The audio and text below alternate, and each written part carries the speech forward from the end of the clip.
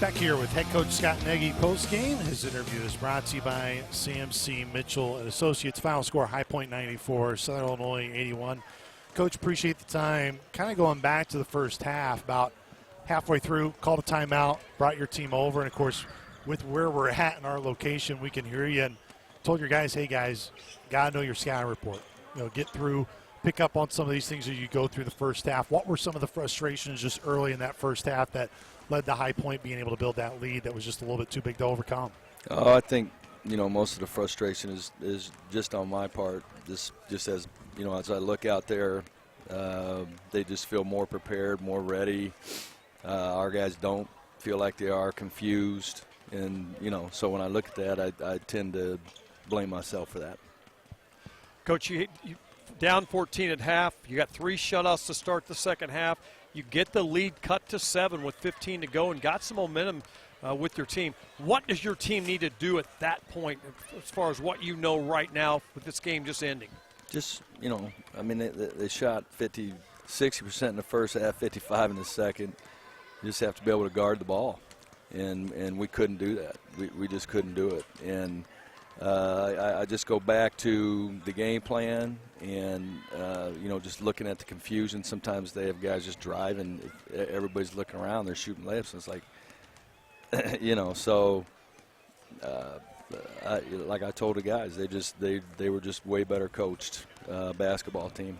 Coach, I know one of the areas you really make an emphasis within your program, because I see it every day, is rebounding. And it's an area you want to win. It's an area you know this team can be good at. Again, in the first half, those boards just weren't coming your way.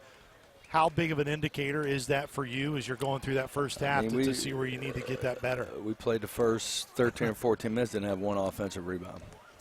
And, you know, that's when I really snapped and got after them. And, you know, I'm tired of our guys not. They don't view themselves as a good team. They just don't. Because if you play like this team we just played, they think they're great, and they play that way. And our kids are just.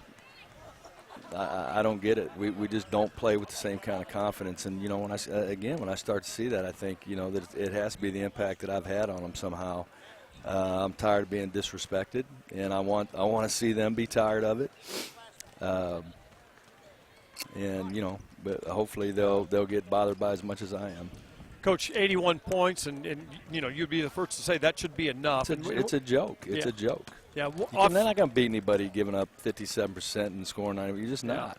You can't be good enough offensively. Shot 37 free throws. Yeah. Shot 37 free throws and got beat because you know, we just can't guard the ball.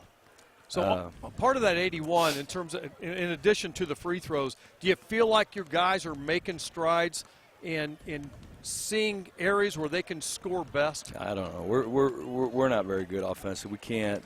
You know, we've tried to change things. We can't get in. We really can't get into anything.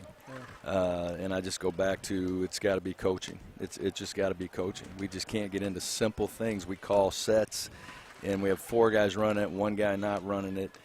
And, you know, at some point as a head coach, I've got to quit complaining about it and make things more clear.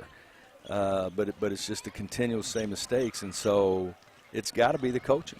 It's got to be the coaching. And that's what I just go back to. And so I've got to take these next 4 days and figure out a better way to communicate to these guys so they're not confused, so that we can run what we're supposed to run. You know, we're all very frustrated right now. Coach, an area, and one thing that we described on the radio was when Sheridan fouled out of the game, he came over, and you had a really good conversation with him. You got him right by your side, talking him through things, how important those moments are for your guys, and especially a young guy like Sheridan. You know, he's going to be playing a lot of minutes for you, a lot of important basketball upcoming, and just reinforcing your temperament, everything with Sheridan, I thought was spot on. And I think those moments. Well, I got forward. a technical today, and I haven't had one in 8 years. I haven't had a technical in 8 years. I mean, I don't get technicals. You know, I probably had 2 in the last 12. So you know, I don't have complete control of my emotions either.